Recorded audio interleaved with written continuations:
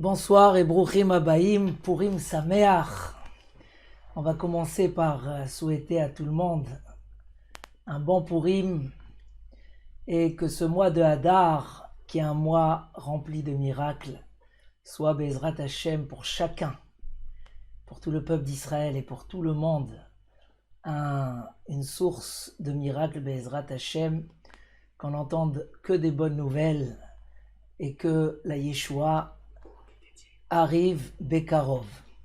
Alors, Bezrat Hashem, on va commencer ce cours-là dans cette année un peu particulière où on doit fêter Purim dans la difficulté. On ne peut aller écouter la Megillah au Bet HaKnesset après l'heure de Tzet HaKochavim, et on est obligé donc de la lire plus tôt cette année par rapport à tous les ans. Et au moins on va commencer à se préparer un petit peu plus tôt et en même temps à comprendre qu'est-ce qui est marqué dans la Megillat Esther et comment ce message peut nous servir même aujourd'hui. Même aujourd'hui, Bezrat Hashem, et comment on va utiliser cette fête justement pour déclencher des grandes Yeshuot. Alors je vais commencer par ce que dit le prophète Jérémie. Aet Sarah hi le Yaakov umimena ivashea.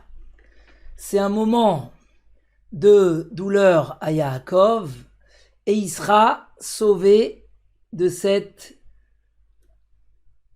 Sarah. Alors juste avant de commencer le cours est offert et il est les Ilui Nishmat Michal, Claudine et Shalom Charles Ganem. J'étais Nafsham Tzrura Bitzror Achaim. Donc qu'est-ce qu'il nous dit le prophète?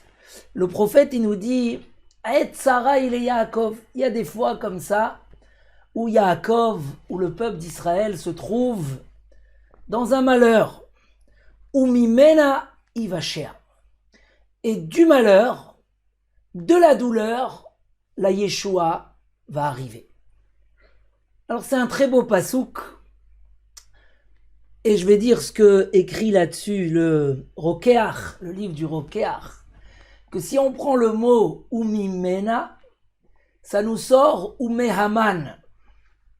Ça nous sort Umehaman. Alors c'est incompréhensible, ça veut dire quoi? Que quand le peuple d'Israël a un problème, il est sauvé de Haman, par Haman. Alors déjà, c'est pour nous dire un message, que le miracle qui s'est passé pendant l'époque de Mordechai et Esther, c'était pas un miracle unique pour leur période, pour leur génération. Et la preuve qu'ils nous ont instauré Purim, et pas rien que Purim, un mois de miracles et de Nissim, un mois de Simcha. Ça veut dire que ce qui s'est passé à ce moment-là a une répercussion sur tout ce qui va se passer dans toutes les générations.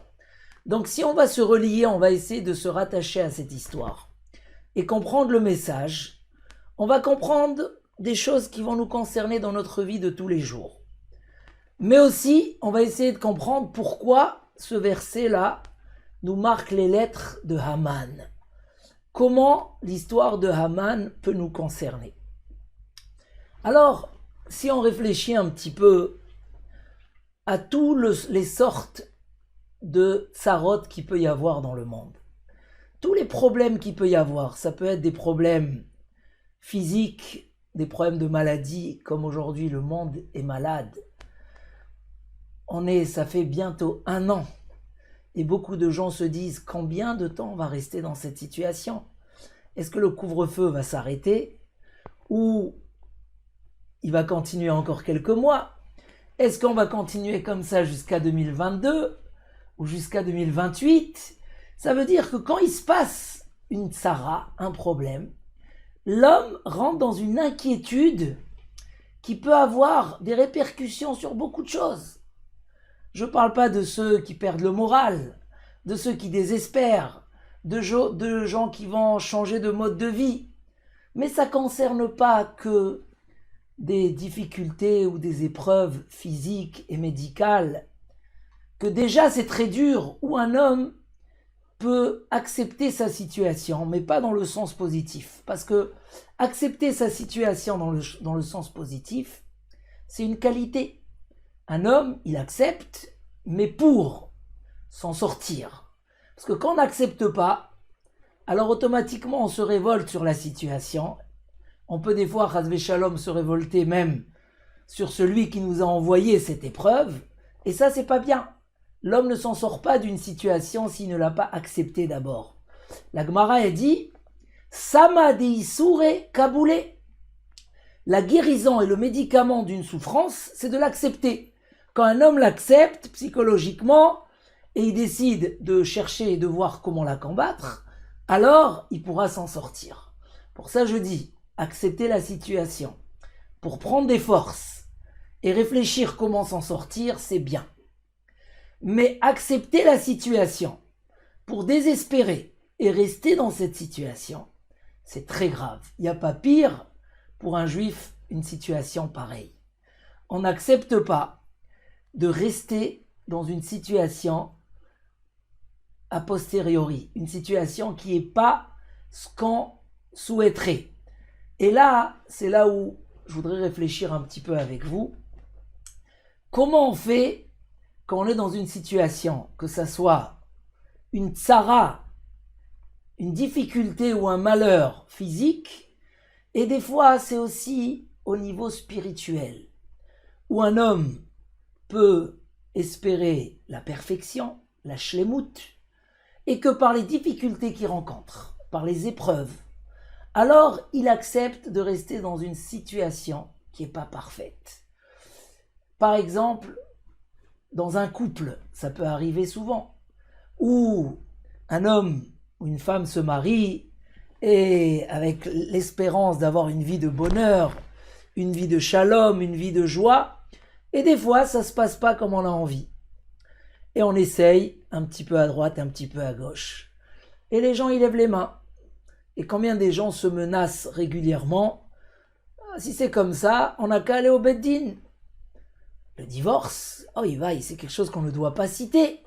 Mais les gens ils disent, bon, qu'est-ce que je peux faire? Elle est comme ça, il est comme ça. Et donc, on accepte une situation qui n'est pas la situation parfaite et qui n'est pas la situation qu'on espérait avoir. Et là, à s'interroger, est-ce que on a droit, est-ce qu'on a raison comme ça de lever les mains? On voit des gens qui ont divorcé malheureusement et qu'ils ont du mal à se remarier. Pourtant, ils ont toujours rêvé un couple parfait. Mais vu l'épreuve et les difficultés qu'ils ont passées, alors ils ont du mal de reconstruire et ils vont rester comme ça 1 an, 10 ans. Comment c'est possible? D'après la halacha, l'oto veyota adam levado. C'est pas bon pour un homme de rester seul. L'homme a le devoir de se marier. Et même un homme âgé a le devoir de se marier. C'est marqué dans le Shulchan Aruch. Parce que la Torah nous a dit que c'est pas bon pour un homme ou pour une femme de rester seul. Mais le problème, c'est quoi? J'amène ça comme exemple, mais on le voit beaucoup autour de nous. La personne a du mal de se dire, même si ça s'est mal passé, ça va bien se passer. Le miracle existe, l'espoir existe, Dieu est là, Dieu nous aide, et on a des difficultés comme ça. Ça existe aussi avec les enfants, si on veut aller un peu plus loin. Un enfant, on a essayé de l'éduquer. Alors soit on l'a oublié pendant quelques années, on était occupé dans le travail. Et un jour, on se réveille, l'enfant est déjà adolescent, et on voit que on est passé à côté de son éducation, ou on est passé à côté de certaines difficultés qu'il avait. Alors qu'est-ce qu'on fait? C'est trop tard, il est comme ça, il est comme ça. Des gens se fâchent avec leurs enfants, ils peuvent ne pas leur parler, ou être en conflit. Alors que non, c'est pas normal. Chacun a des épreuves, on a pu faire des erreurs, mais justement, la Megillah va nous apprendre comment voir la vie, qu'est-ce qu'on doit faire. On va tout de suite rentrer dans l'histoire de la Megillah, mais ça peut aller encore plus loin dans beaucoup de choses. Il y a des gens qui ont arrêté de pratiquer et qui te disent « Moi, j'étais très pratiquant. Mon père était rabbin au Maroc et mon grand-père était rav en Tunisie. Mais quand même, mais moi, bon, j'ai dû faire mes études. J'étais loin de la synagogue. Je me suis éloigné. Ok, il est jamais trop tard de bien faire. D'après toi, c'est quoi la situation parfaite? Et comme ça, beaucoup de détails dans notre vie où on aurait aimé une chose, on est convaincu que la situation parfaite est là, mais on se sent trop loin de cette réussite, à tel point de perdre le courage et de vouloir faire les efforts pour y arriver. Mais on sait qu'Am Israël Chai, et ce mois, comme on a dit, Mishenichnas Adar Marbim Besimcha. Ce mois-là doit refaire vivre l'espoir, doit redonner le courage. La Megillat Esther qu'on va lire va nous montrer que l'âme Israël ne perd pas espoir. Il faut comprendre dans quelle époque s'est passée cette histoire de Mordechai et Esther, et comment cette époque-là qui était tellement difficile, on va tout de suite rentrer dans les détails, comment Davka, cette période-là, était une période de lumière pour le peuple d'Israël, où de nouveau ils ont reçu la Torah de propre gré. Ils ont refait le mont Sinaï en Bavel. Ils ont refait le mont Sinaï, qui mouve et qui blou à Yehudim. Ils ont dit, ce qu'on faisait jusqu'aujourd'hui, même si on pratiquait la Torah, c'était pas avec joie, c'était un peu avec contrainte. On n'était pas dans la situation parfaite. Après le miracle de Purim, ils ont reçu la Torah de nouveau. Ils ont dit, Hachem est capable, bien sûr capable, mais Hachem a l'envie de nous faire des si grands miracles, et il nous a fait des si grands miracles, nous aussi on doit l'aimer autant, et donc on va revenir dans une situation parfaite de Kabbalat Torah. Ils vont remettre en place l'amitié dans le peuple juif. Depuis quand dans une fête, on instaure d'une manière obligatoire d'envoyer des cadeaux les uns aux autres, même des gens qui ont suffisamment de moyens? Non, tu as une mitzvah de faire Mishloach Manot. Tu envoies à quelqu'un qui n'a pas besoin de ton cadeau, tu dois reconstruire l'amitié. Pourquoi? Parce que Haman, quand il est venu faire son décret, il a dit à Achashverosh, il y a un peuple, d'abord, qui dorment des mitzvot. Ils sont endormis dans leurs mitzvot. Chez eux, c'est mis de côté, c'est posé de côté, même s'ils les accomplissent, mais ça vit pas. Et un peuple, Mefouzar ou Mefourad ben Aramim. Un peuple qui est dispersé. Tant que le peuple d'Israël est dans la hardout, dès qu'il y a l'union dans le clan d'Israël, alors même si on est les plus grands fauteurs, Hachem Ishmor, Dieu il nous protège. Mais quand il y a la dispute, on n'est pas protégé. Donc Haman, il a utilisé cet argument. Eux, ils ont dit, maintenant on a compris. Le message qu'on va lire tout de suite dans la Megillat Esther va nous montrer qu'il n'y a pas, un juif ne désespère pas. Il sait le secret, il sait qu'il y a le miracle, il sait que même si tout est noir, il suffit de faire un petit trou dans le mur et la lumière va briller. Mais elle va pas briller juste légèrement, elle va briller très très fort. Le miracle, il est là. Et donc, ils ont tout remis en place et ils nous ont laissé la fête la plus joyeuse de l'histoire. Et chaque fois qu'on arrive à Purim, n'importe qui, de n'importe quel niveau, on sait que Purim, c'est la joie. D'où est sortie cette joie-là? D'une période très difficile. Alors, c'est quoi cette période difficile que vivait le peuple juif à ce moment-là? Alors, le peuple d'Israël était dans ces moments de gloire, la construction du premier temple à l'époque du roi Salomon. Et ce temple a duré plus de 400 ans. Et voilà qu'un jour, malheureusement, on va vivre notre premier exil après qu'on a eu la terre d'Israël. Après qu'on a eu le Beth Amikdash, où toutes les nations du monde venaient voir notre grandeur et la beauté de cette maison, du Beth Amikdash, le roi Salomon, toutes les nations du monde sont venues le voir. Et voilà que cette période s'est terminée. Et après tous les avertissements du prophète, les Bnei Israël ont continué à fauter et ils ont été pris en exil par Nabuchodonosor.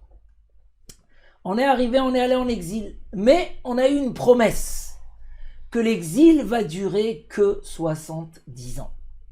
Malgré que c'était une période courte par rapport à notre exil d'aujourd'hui, mais c'était 70 ans en exil. Et quand on arrive à la fin de ces 70 ans, et le peuple d'Israël déjà a du mal à supporter cette période, à ce moment-là, tout le monde attendait de voir si les prophéties vont s'accomplir. Et voilà qu'arrive un premier roi, le premier Dariavesh, et il fait un festin, et il porte les habits du Kohen Gadol. Il prend les habits, les outils, les ustensiles du Beth Amikdash. Et pour quel but? Parce que la Gemara nous ramène, il a fait le calcul, les 70 ans sont passés, la Géoula n'est pas arrivée, c'est qu'il n'y aura pas de Géoula, vous allez rester en exil. On peut imaginer comment ça a désespéré le peuple juif. On est en exil et le roi, il fait une fête et il utilise les ustensiles du Beth Amikdash. Bon, à ce moment-là, l'histoire est connue. Il y a une main qui est sortie du mur et qui a écrit une phrase. On ne savait pas traduire c'est quoi cette phrase. Et ils ont appelé Daniel qui était dans la maison du roi. Et il a traduit que c'est marqué que le roi va mourir parce qu'il a utilisé les ustensiles du Beth Amikdash.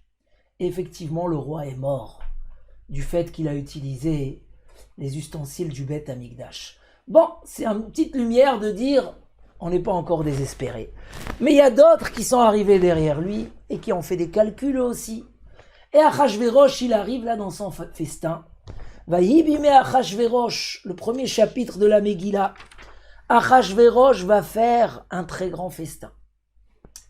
Et il va utiliser les ustensiles du Beth Amikdash. Pour montrer au peuple juif, oubliez votre promesse. Achashverosh, il a même juré à son comité qu'il ne va pas construire le Beth Amikdash. Parce qu'à ce moment-là, il y avait des démarches. Est-ce qu'on peut remonter en Israël et construire le deuxième temple? Et chaque fois quand Esther vient lui demander quelque chose, il va lui dire Ad Chatzi Hamalchut.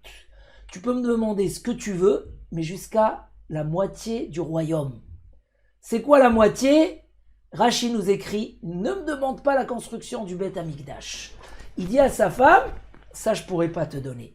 Donc le peuple d'Israël, il sait que le peuple qui règne dans le monde à ce moment-là a juré qu'il ne va pas reconstruire le temple et qu'il ne va pas laisser la construction du temple. Donc le peuple juif est très désespéré. Et la Gemara nous raconte que les élèves de Rabbi Shimon Bar Yochai lui ont demandé Shalou Talmidav et de Rabbi Shimon Bar Yochai. Les élèves de Rabbi Shimon Bar Yochai lui ont demandé pourquoi le peuple d'Israël a mérité ce décret. Pourquoi il a été comme ça? Il y a eu un décret d'extermination, hommes, femmes et enfants. Et il leur a donné deux explications. La première, parce qu'ils se sont prosternés à l'idole de Nabuchodonosor. Nabuchodonosor a mis une idole énorme et il a demandé au peuple d'Israël de se prosterner à son image, à son idole. À part les trois, Daniel, Hanania, Mishaël et Azaria, qui ont refusé et qui ont été jetés dans la fournaise et qui ont été sauvés, tout le monde se sont prosternés. La deuxième raison que va donner Rabbi Shimon Bar Yochai, c'est parce qu'ils ont profité du repas de Achashverosh. Mordechai leur a interdit d'aller dans ce repas-là. Ce repas-là allait contre l'espoir du peuple juif.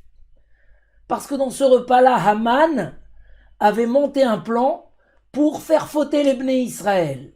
Parce que dans ce repas, on avait planifié d'utiliser les ustensiles du temple pour désespérer les Bnei Israël. En deux mots, pour qu'ils acceptent de rester en exil et d'arrêter de dire tout le temps Mashiach, Mashiach, et de dire ça va arriver et on est là provisoirement.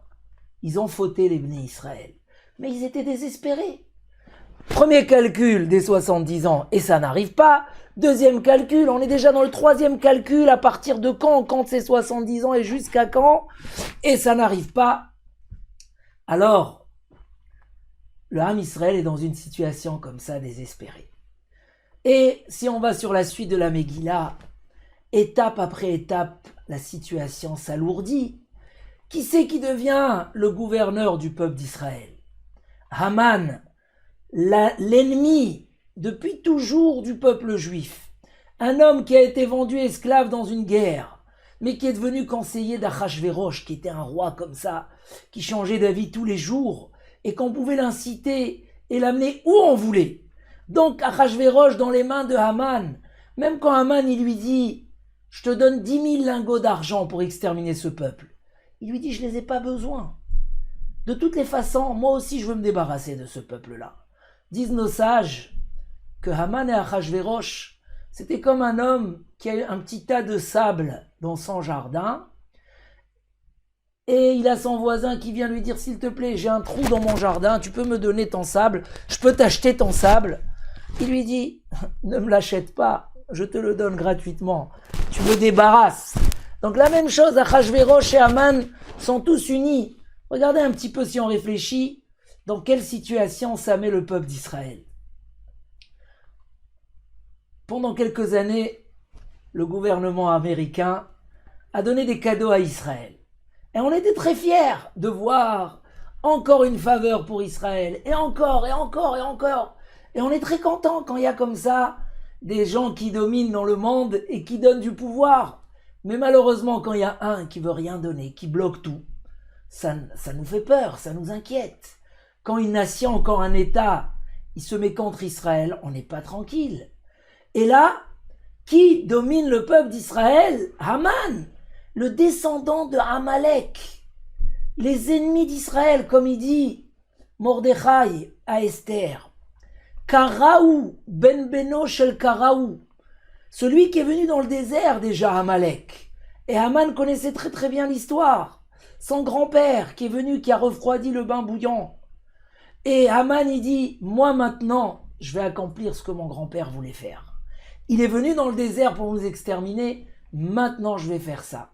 Il n'y a personne pour nous aider dans le palais royal. Déjà, un peu avant, Vashti, c'est marqué dans le Midrash, Vashti, la première femme d'Achashvérosh, la fille de Nabuchodonosor, elle prenait les filles juives, elle leur demandait d'être nues, une situation méprisable, et elle les faisait travailler pendant Shabbat. Aïe, aïe, aïe. Et cette femme-là prend le pouvoir, femme d'Achashvérosh, et on fait ce festin-là de ce roi-là, qui est là pour nous exterminer, pour nous effacer. Et les Bnei Israël, malgré tout, ils n'avaient pas d'espoir. Ils sont partis dans le festin.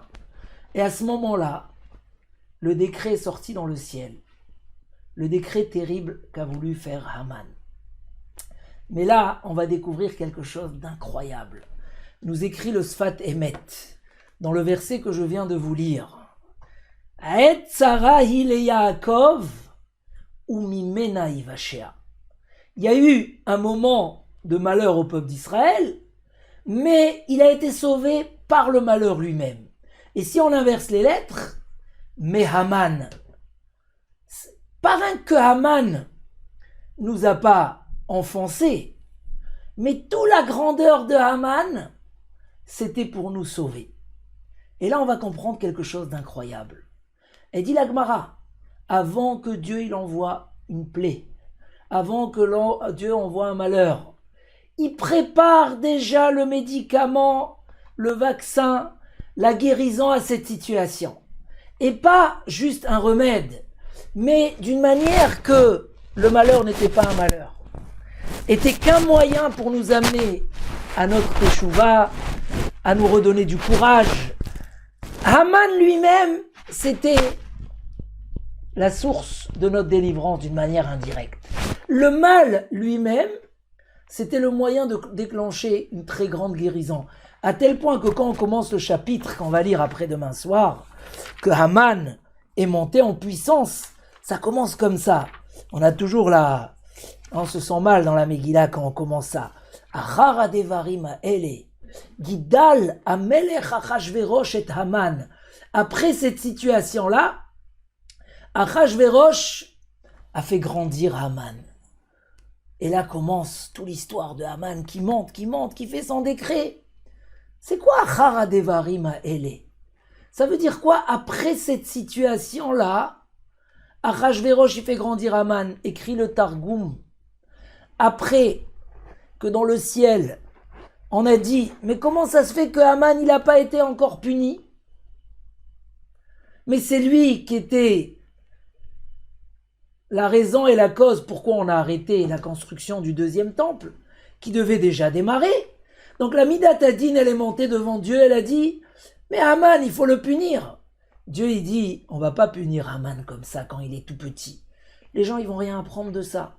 On va le faire monter, et quand il va être tout en haut, là, il va descendre, d'un coup. Et là, tout le peuple d'Israël, ils vont comprendre que le mal n'existe pas. Que En Od Milevado, il n'y a pas un deuxième à part Dieu. Personne ne peut nous faire du mal et quoi que ce soit sans Dieu. Donc nous, on est en train de lire dans la Megillah la grandeur de Haman, et eux, ils étaient en train de la vivre. Mais qu'est-ce qui est caché par derrière? Megillat Esther, ça veut dire dévoiler ce qui est caché. Ce qu'il y a par derrière, c'est que Haman, il n'est pas encore en train de grandir pour réussir et pour nous exterminer. Haman, il est en train de grandir justement pour être puni sur ce qu'il a fait au peuple juif. Donc il va monter comme dans les parcs. Il y a ces sièges-là qui montent tout doucement jusqu'en haut. Et d'un coup, en une seconde, boum, ils descendent en bas. C'est ce qui s'est passé avec Haman. C'est une des raisons que Esther, elle a invité Haman au festin. Pourquoi elle a invité au festin? Parce qu'elle a dit Lifne Shever Gaon. Pour le rachat, avant qu'il soit brisé, il a la réussite. Donc, nous, on est en train de voir quelque chose qui nous fait peur, une situation qui nous pousse à la désespérance. Mais tu n'as rien compris. Un juif, il comprend qu'au contraire, la tzara, c'est la Yeshua. Mais Haman, il va Shéa. Si on va aller un peu plus loin que ça, prenons le premier chapitre de la Megillat Esther. C'est quoi l'histoire? Donc on fait ce festin extraordinaire, et voilà que dans le festin, ils commencent à se disputer, c'est qui les plus belles femmes du monde?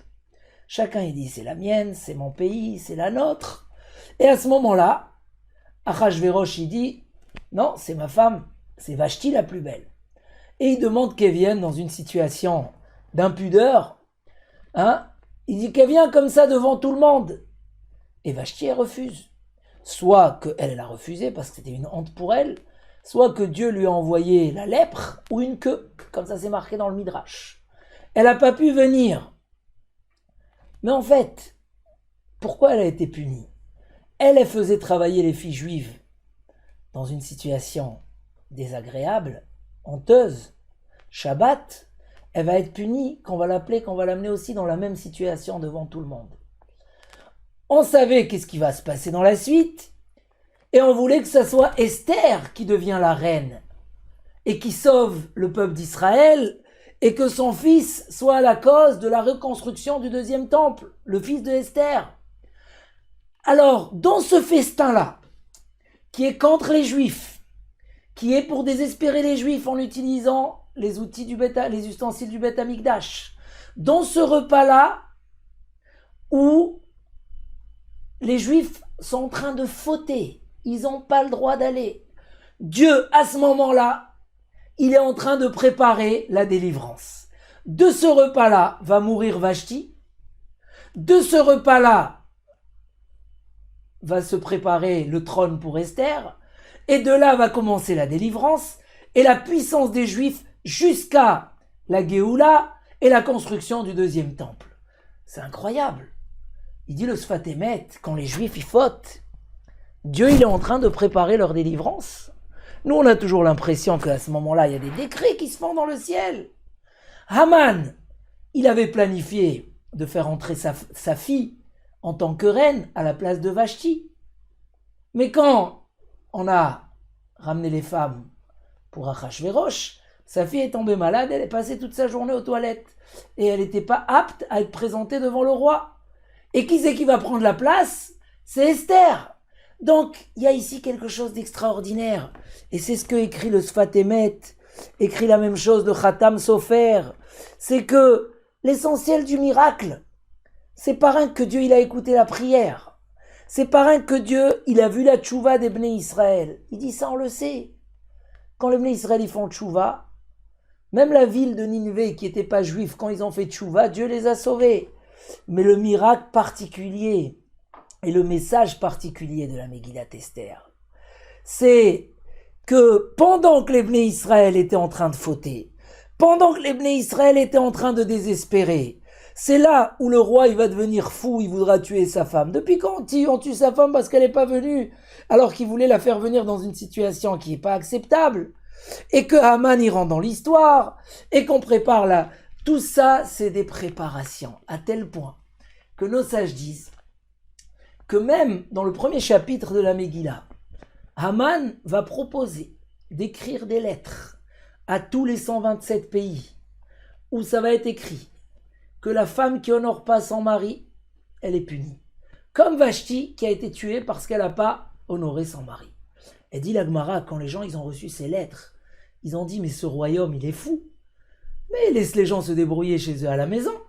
Tu vas pas te mêler maintenant. Depuis quand on envoie une lettre par le roi tamponnée avec le tampon du roi pour dire qu'un homme il doit dominer? C'est pas normal. Ça a permis que quand il fallait annuler les deuxièmes lettres du décret d'extermination des Juifs, normalement on peut pas annuler une lettre comme ça. Elle s'annule pas. Il y a beaucoup de gens qui se seraient révoltés, ils auraient dit c'est faux. Mais puisqu'ils ont vu déjà que le roi il est pas très normal, la preuve qu'il envoie des lettres bizarres, alors ils ont accepté d'annuler les lettres. Donc Dieu, par la première lettre, il a préparé la guérison au peuple d'Israël. Donc là, il y a un double message. Et ce message, on va le voir ensemble, sur tout le long de la Megillah. Mais on peut s'arrêter là un petit peu déjà. Que ça soit la situation terrible qui est en train de se déclarer. Haman qui monte en puissance, à tel point que le roi il écoute pour tuer sa femme.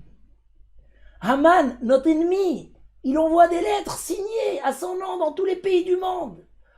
Le peuple juif, ils disent, parrain qu'on est en exil, parrain que les prophéties ne sont pas en train de s'accomplir. En plus, notre ennemi prend puissance, et c'est lui qui a annulé la destruction du temple. Mais parrain que ça, dans quelle situation on est? Nous-mêmes, on est partis au repas, à ce festin-là, où on a fait honte au temple. Dans ce festin où Achashverosh, et Akadosh Baruch Hu n'a pas de limite. Il était déjà en train de nous préparer la Yeshua. Et tout ça, c'était juste un déroulement pour qu'on fait tchouva. C'était un déroulement pour que Esther prenne le pouvoir.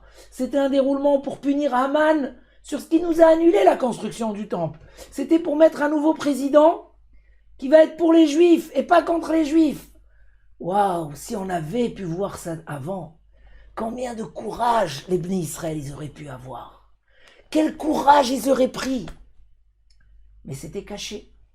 Aujourd'hui, en lisant la Megillah, en voyant ce que Rashi nous écrit, pourquoi chaque année dans n'importe quelle génération, quand Adar il arrive, Marbim Besimcha, chaque juif doit prendre du courage et de la joie.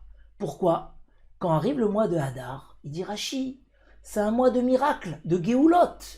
C'est un mois où il y a Pessah, il y a Pourim, mais après il y a Pessah.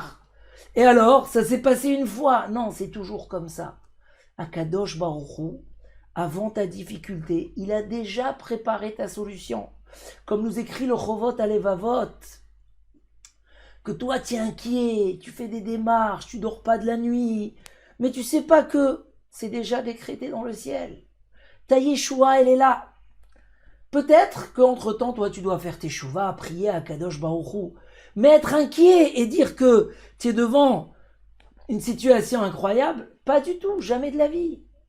Quand la Gemara nous dit que le mariage est dur comme la déchirure de la mer, comme Kriyat Yamsouf, quand la Gemara nous dit que Kasha Parnasato chez la dame, qui Kriyat Yamsouf, la Parnassa, elle est dure comme la déchirure de la mer, il nous dit le Maharal Miprag, c'est pas pour nous désespérer, mais au contraire, pour te dire, même si tout est fermé devant toi, rappelle-toi ce qui s'est passé. Tout était fermé, la mer elle s'est ouverte. Le juif a des solutions qui sont au-delà de la nature. Mais pas que tu as besoin de créer quelque chose de nouveau. Non, tu dois rien découvrir ce qui est déjà prêt pour toi. La blessure, elle n'est pas là, elle est prête d'avance. Ça me rappelle une petite histoire que j'ai lue et qui est authentique, d'un juif qui est parti en Californie chez son fils aux États-Unis. Lui, il habitait en Israël. Et c'était dans un endroit ouvert où il y a des bêtes. Et il raconte qu'il était dans le jardin et un serpent est arrivé et l'a piqué. Alors, piqûre très grave, il est amené à l'hôpital. Et pendant 2-3 semaines, ils se sont battus sur sa vie.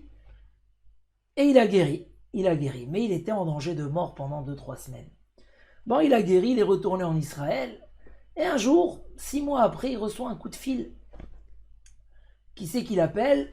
Le professeur qui s'est occupé de lui lui dit je suis venu avec la radio, je veux te montrer quelque chose. Je suis impressionné. Bon, c'était un professeur juif qui arrive en Israël, ils prennent rendez-vous. Et là, il arrive à lui dire je veux te dévoiler quelque chose d'extraordinaire.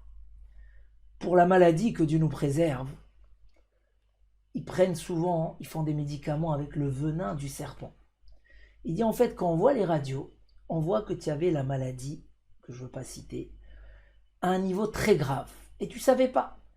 Et vu que tu as été piqué par ce serpent, le venin, c'est vrai qu'il était dangereux, qui t'a mis dans une situation presque mortelle, mais le venin a guéri la maladie. Une dose aussi forte de venin a guéri totalement la maladie. Alors je ne suis pas médecin pour valider ces informations, mais il lui a dit, tu vois, toi tu as été piqué, tu étais sûr, tu as passé un malheur terrible, tu dis merci Hachem que tu m'as sauvé de la piqûre du serpent, mais au final, tu sais pas, cette piqûre-là, c'était une guérison pour toi, plutôt que passer des mois à l'hôpital, et peut-être, tu as été guéri. Et ça, c'est incroyable.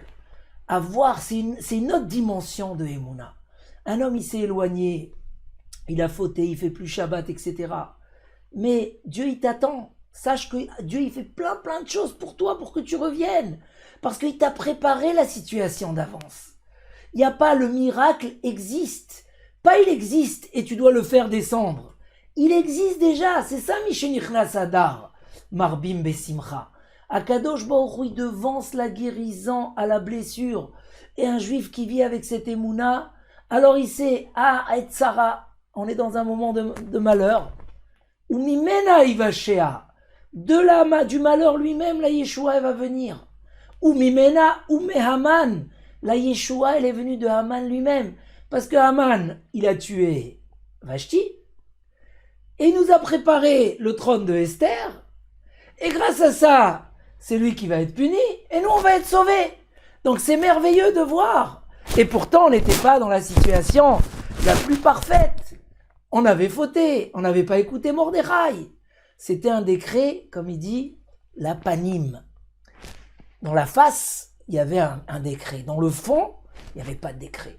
Le décret, c'était que pour faire revenir les Bnei Israël à la tchouva, et de là, tous les Géoulot ont commencé.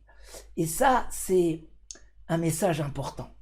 Si on est convaincu, et on sait c'est quoi la situation parfaite, si un homme doit se remarier, si un homme il doit trouver les solutions pour son shalom baït, si un homme il veut que ses enfants ils restent dans le droit chemin, si un homme il a des problèmes de parnassa, dans tous les cas, un juif il doit vivre dans cette émouna, et automatiquement il va retrouver le courage pour aller et trouver les solutions.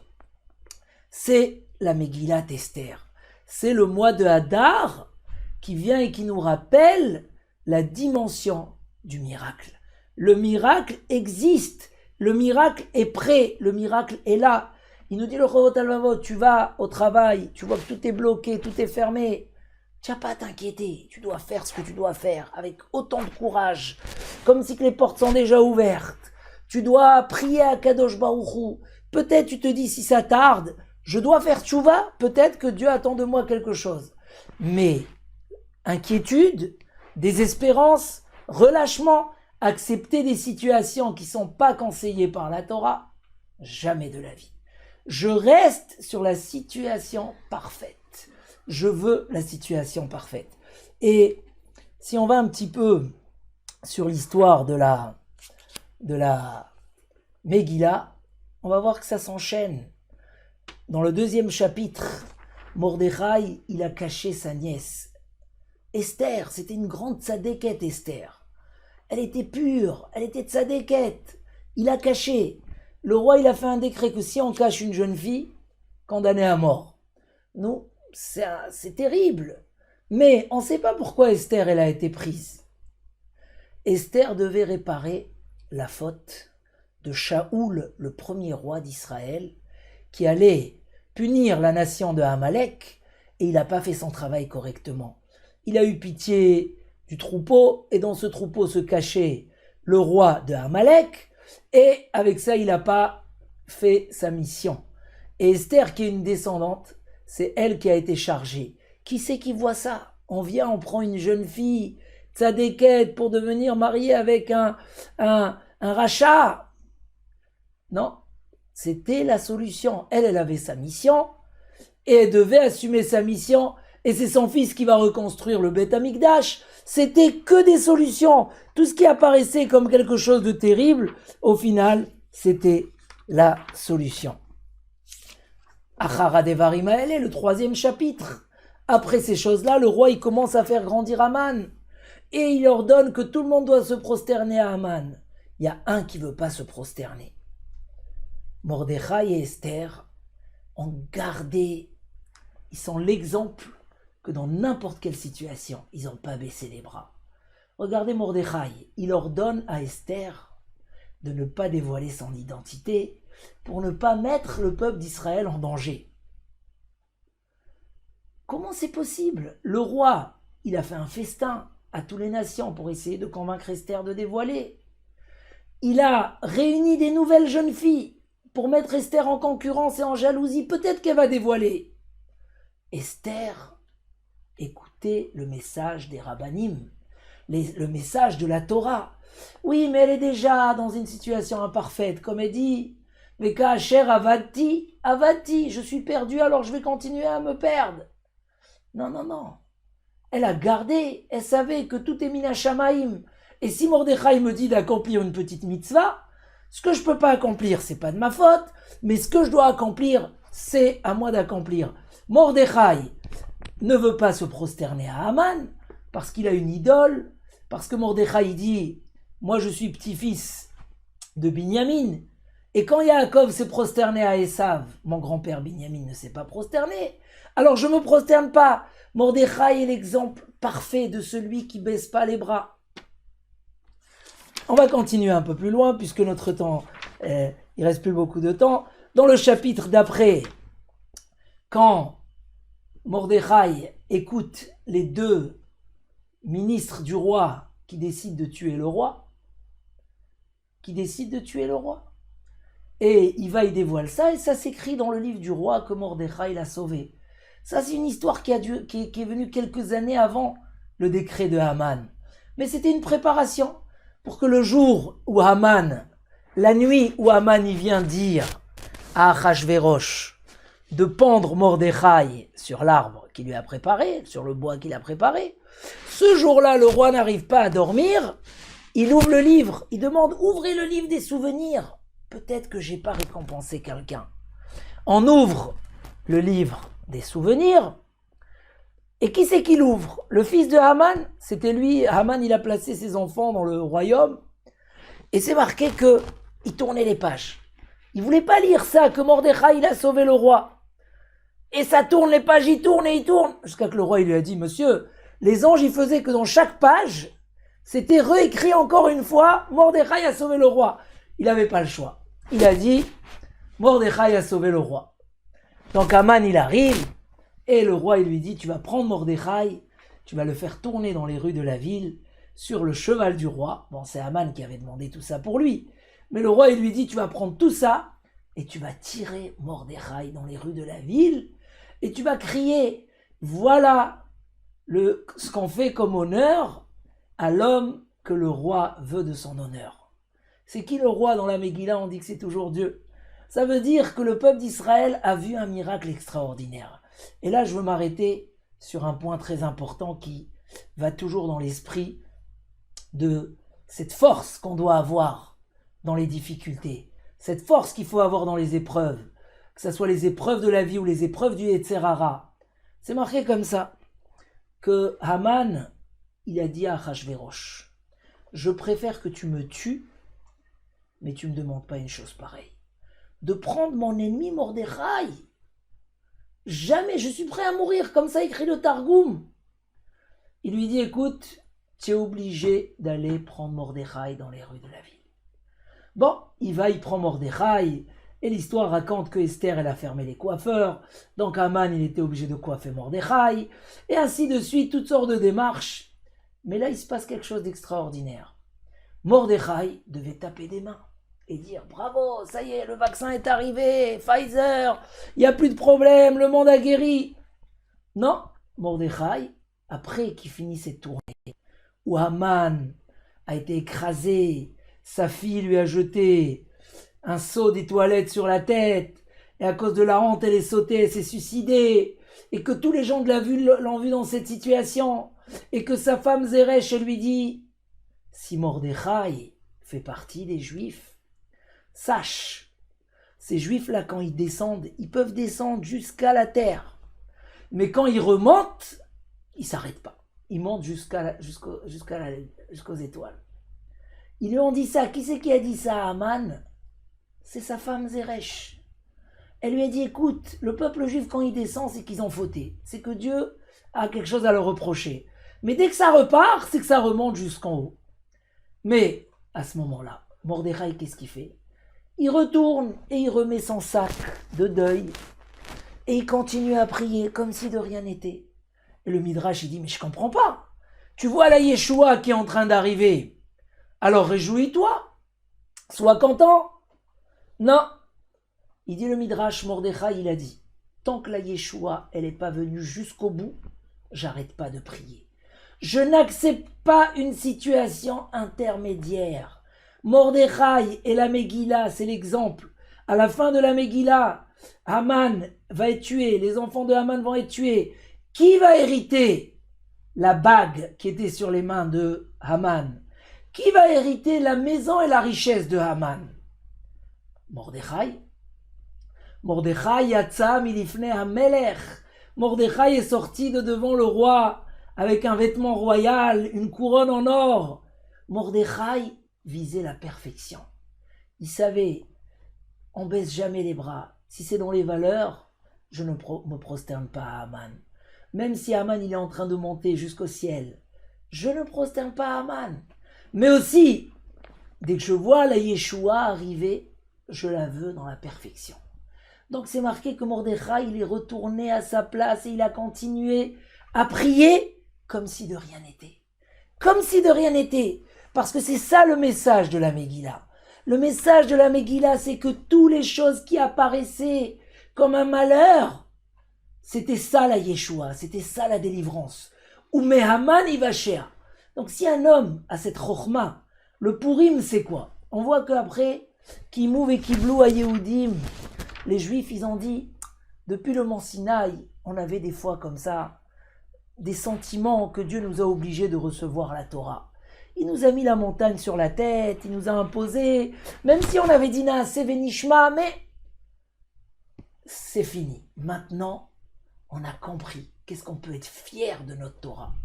Comment le modèle de la Torah, le Zohar HaKadosh, il dit que les 613 mitzvot, c'est 613 conseils de la vie. Chaque mitzvah, les interdits, c'est pour nous éviter de tomber dans les pièges. Il y a des pièges dans la vie. Chaque interdit, c'est pour qu'on puisse retrouver le bonheur qu'il y a en nous. Faut pas voir ça comme une contrainte. Chaque mitzvah positif, c'est pour nous amener vers notre construction et notre bonheur. Voilà comment il faut voir les choses. Et les Bnei Israël, ils sont sortis de Purim et ils ont dit, si avant on dormait dans les mitzvot, aujourd'hui on va mettre plein de mitzvot. Si avant on est tombé dans cette xéra parce qu'on était triste, on ne servait pas Dieu Bessimcha, donc maintenant on va le servir Bessimcha. Si avant on était dispersé, alors maintenant on va rétablir la situation parfaite. Et on va mettre les Mishloach Manot, et on va aider nos pauvres, et on va aider nos communautés.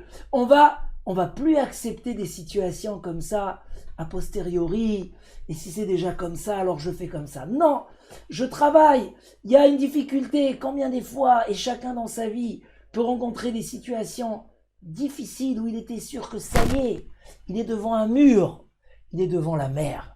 Mais quand il était devant la mer, et il n'a pas lâché, la mer s'est ouverte. Alors il faut garder ce chemin de vie dans tout ce qui nous arrive et savoir, pour Dieu, il n'y a pas besoin d'attendre. C'est marqué dans Rabbeinu Yona que quand un juif rencontre n'importe quelle situation, il doit espérer, il a une mitzvah de la Torah, de Bitachon Bachem, d'espérer la lumière. Mais pas rien qu'espérer la lumière. Nous rajoute Rabbeinu Yona de Guirandi, de Girande. Il dit Rabbeinu Yona, et il faut espérer que l'obscurité soit la raison de la lumière. Il nous cite même un verset extraordinaire. Il dit Rabbeinu Yona, c'est marqué dans le Pasuk, Ki yashavti bachosher Hashem orli. Quand j'étais assis dans l'obscurité, Hashem était ma lumière. Il dit le Midrash, Il male yashavti bachosher lo haya Hashem orli. Si je n'étais pas passé par l'obscurité, j'aurais pas trouvé la lumière par derrière. Voilà la Emouna. Mais de cette Emouna, il faut passer à la pratique. La fête de Purim, le mois de Hadar, et surtout cette année particulière, où l'année dernière, après Purim, on est rentré dans un tunnel obscur, et on ne sait pas encore, il y a la demi-lumière, mais nous on veut la Yeshua complète dans tout, et chacun dans sa vie. Que ça soit dans des difficultés matérielles, que ça soit dans des situations spirituelles, que on n'a pas le courage de pousser pour arriver à une situation parfaite, à un couple parfait, à une éducation parfaite. Prenons le mois de Hadar comme quelque chose qui va nous accompagner, qui va nous donner la force, qui va nous rappeler que le miracle existe et qu'on puisse voir tous les jours le miracle. Des fois, on ne le voit pas d'une manière dévoilée, mais il est caché. La force de la Megillat Esther. Et pourquoi elle va rester dans tous les temps? C'est parce que on était en exil, dans l'obscurité, et c'était Megillat Esther. Sur 12 ans, l'histoire de la Megillah s'étend sur 12 ans. Combien des détails se sont passés au début de l'histoire qui ont été mis en place pour la fin de l'histoire? Et on découvre ça après. Il n'y a pas besoin pour le miracle aujourd'hui de voir des choses qui éclairent et qui tombent du ciel. On raconte, je vais finir avec ce qui est ramené dans les prophètes. Il y a eu plusieurs années de famine en Israël, à l'époque du prophète Élisha. Des années de famine très très dures. Il ne restait plus même pas des chevaux en Israël parce qu'ils ont tout mangé. Et aller chercher de la marchandise à l'extérieur, c'était pas possible. Parce qu'il y avait les ennemis, le peuple de Aram, qui campait, qui assiégeait Israël. Et un jour, le prophète arrive et il dit, demain, il y aura une CA de solette, Béchekel. Demain, on va acheter une grande quantité, plusieurs kilos de blé, de farine, à 1 shekel. Et 2 Saataim, Bessela. Il y aura une bracha extraordinaire. Il y avait là-bas, à côté du roi, celui qu'on appelait le Shalish. Le Shalish dit, je comprends pas. Qu'est-ce que tu nous dis, prophète? Demain, Dieu va ouvrir les fenêtres du ciel et il y a des bottes de blé qui vont tomber du ciel. Aiftach Elokim arubot bashamaim. Est-ce que Akadosh Baruch Hu va faire des... Tu racontes des histoires. Si tu me dis dans un an, je veux bien, mais demain... Voilà la question qu'a demandé le Shalish. Comment veux-tu voir des miracles comme ça du jour au lendemain? Il faut bien qu'il y ait une démarche, il faut qu'il y ait quelque chose. Le prophète n'était pas... Il n'a pas toléré ce manque de Emouna. Et il lui a dit, demain tu verras et tu ne pourras pas en profiter. Tu as témoigné un manque de Emouna devant le prophète. Et le lendemain, qu'est-ce qui s'est passé? Il s'est avéré qu'il n'y a pas eu besoin d'ouvrir les fenêtres du ciel. Le miracle était déjà là. Parce que les ennemis qui ont amené des quantités énormes de nourriture pour leurs soldats, au milieu de la nuit, Dieu a fait des tonnerres dans le ciel. Il y a eu des bruits terribles. Et les ennemis se sont sauvés. Ils ont eu très peur. Ils ont pensé que l'ennemi, il arrive. Ils se sont sauvés. Et les 4 lépreux qui étaient à ce moment-là en dehors d'Israël sont partis là-bas, ils étaient désespérés, ils ont dit on va aller chercher à manger, et s'ils nous attrapent, c'est pas grave. Et ils dévoilent que le Machané, le camp est vide. Ils appellent le roi d'Israël. Et le roi d'Israël, il dit au Shalish, vas-y, on va aller voir. Ils vont et ils voient que vraiment, il y a de la nourriture pour des milliers de personnes. Alors Dieu, il dit le roi, il dit au Shalish, tu vas rester dans le portail pour gérer la rentrée et la sortie, et on va dire à tout le monde d'aller ramasser. Et tout le monde sort, malheureusement le Shalish s'est fait écraser. Il n'a pas mérité de voir le miracle parce qu'il n'a pas cru. Et c'était, comme il dit le Rachaim Akadosh, des fois par un manque de Emouna, on freine le miracle, on ne le laisse pas arriver chez nous. Parce que la seule condition pour recevoir le miracle, c'est d'y croire, c'est d'y espérer. Et le Ham Israël, à ce moment-là, du jour au lendemain, mais le miracle était là. Alors, Bezrat Hashem, ce qu'on peut souhaiter, ce qu'on doit espérer, c'est que Bezrat Hashem, dans toutes les situations globales, les situations personnelles, matérielles, spirituelles, Bezrat Hashem, que tous ceux qui ont besoin des Yeshuot, qui découvrent au plus vite leur Yeshua, la Refoua, la Briout, le Zivoug, les enfants, la Bracha, la Parnassa, pour tout le monde, Bezrat Hashem, tous ceux qui sont avec nous, pour tout le clan Israël, et une guérison complète au monde entier. Et peut-être qu'on aura la chance de comprendre qu'est-ce qui s'est passé toute cette année. Mais dans tous les cas, la confiance en Akadosh Baruch Hu, c'est que il y a des choses qui se passent qu'on ne comprend pas, mais la Refoua, elle est déjà là, la Géoula, elle est déjà là. Et toi, rien que fais ce que tu as à faire, renforce-toi. N'acceptons pas des situations comme ça, de dire, bon, allez, c'est déjà comme ça, on continue, on reste.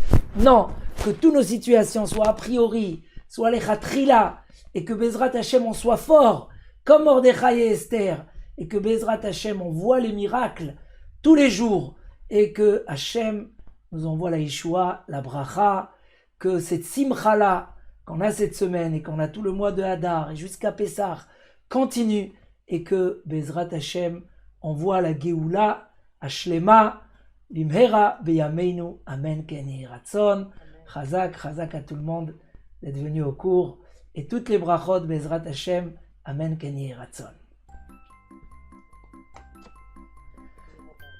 Alors, s'il y a quelques questions, on peut passer, on laisse quelques minutes de questions si vous voulez bien.